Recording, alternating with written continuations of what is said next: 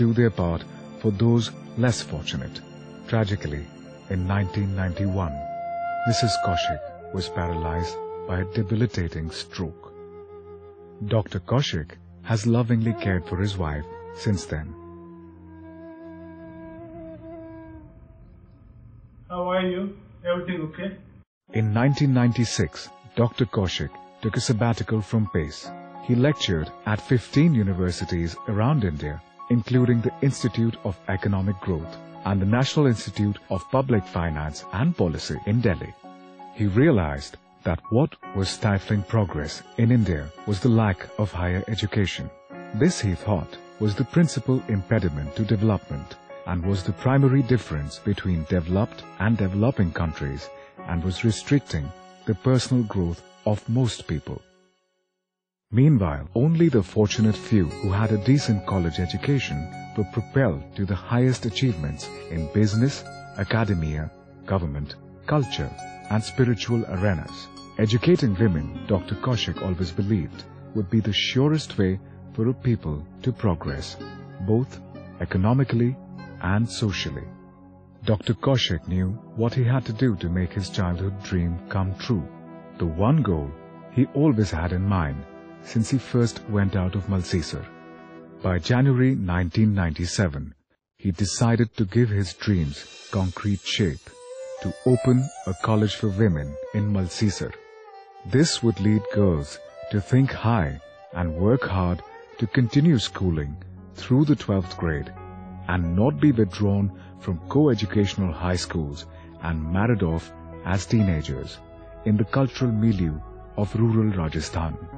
Of course, thinking about a women's college and actually creating a women's college, and on top of that, in a remote village in Rajasthan, were two very different things. The difficulty in simply getting the permission took us 2.5 years.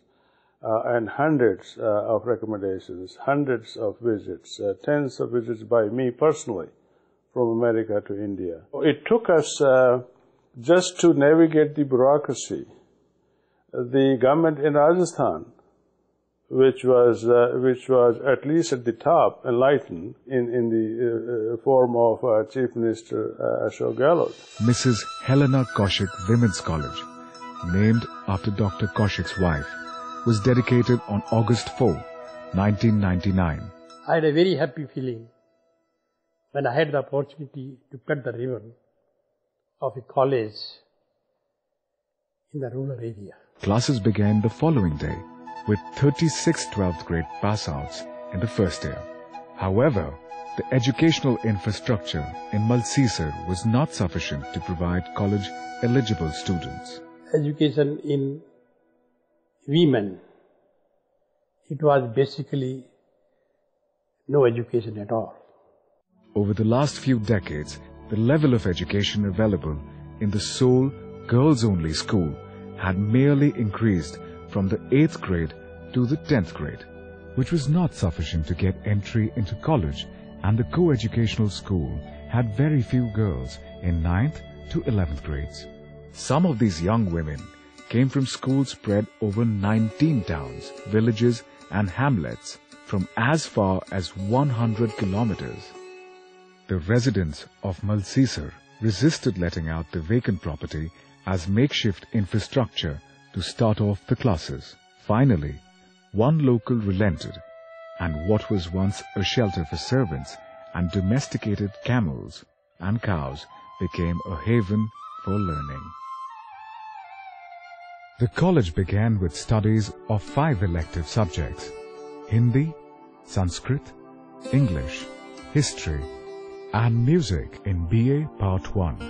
In later years, political science, home science, economics, psychology, philosophy, mathematics, geography, and sociology were added. The college thus became unique, offering more electives than any other college in a wide area. Starting with a core faculty of 5 lecturers in 1999, its strength grew to more than 30 in the first decade. Happy are they who dream and have the will and courage of conviction to see their dreams come true.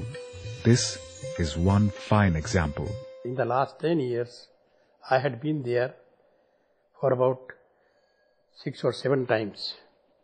And my experience is very good. The school is flourishing. The school is achieving its object. A great achievement, a great work has been done by the institution. The college has its own buildings, infrastructure and resources on par with global standards.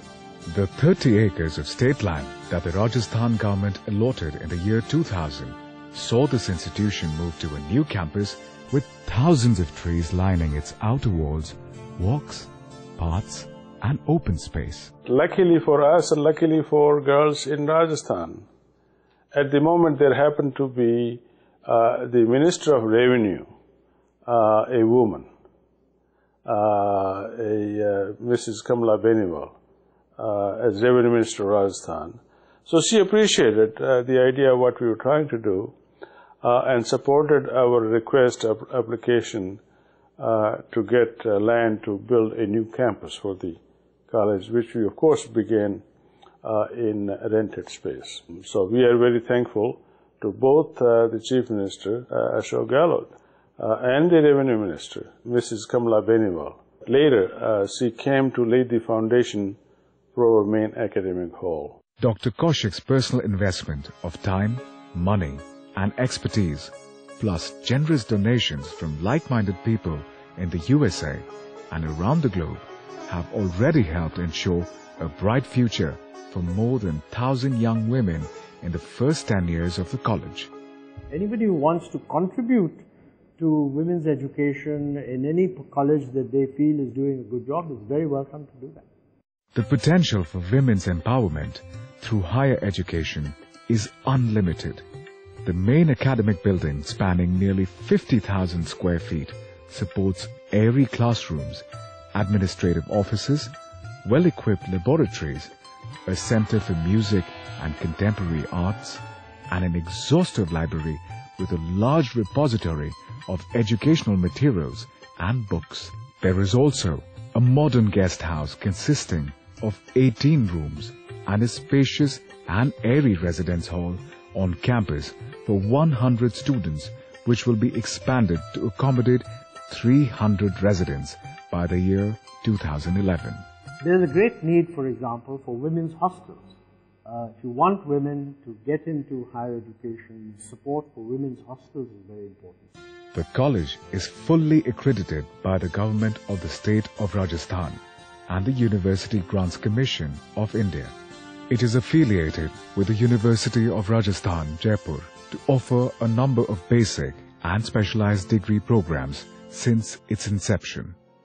Courses are offered in various subjects based on student interest and enrollment figures: Bachelor of Arts, Bachelor of Education, Bachelor of Commerce, Bachelor of Business Administration, Bachelor of Science, Bachelor of Science in Biotechnology, Master of Arts, Master of Science, Master of Science in Biotechnology, Bachelor of Library Science, Bachelor of Computer Application, Postgraduate Diploma in Computer Application. It is one of a few women's colleges in Rajasthan and India catering to a large population from various castes and minorities. And we have many programs that are aimed at spreading education, providing educational facilities where they don't exist, and encouraging women from scheduled caste, scheduled tribe, other backward castes to participate in that process. The college endeavors to develop each student into a well-rounded personality, the complete woman. Accordingly, besides the regular college studies, the students have a variety of extracurricular and co-curricular activities such as national social service camps, sports competitions, elocution and debating competitions, cultural and musical programs, fashion shows and more.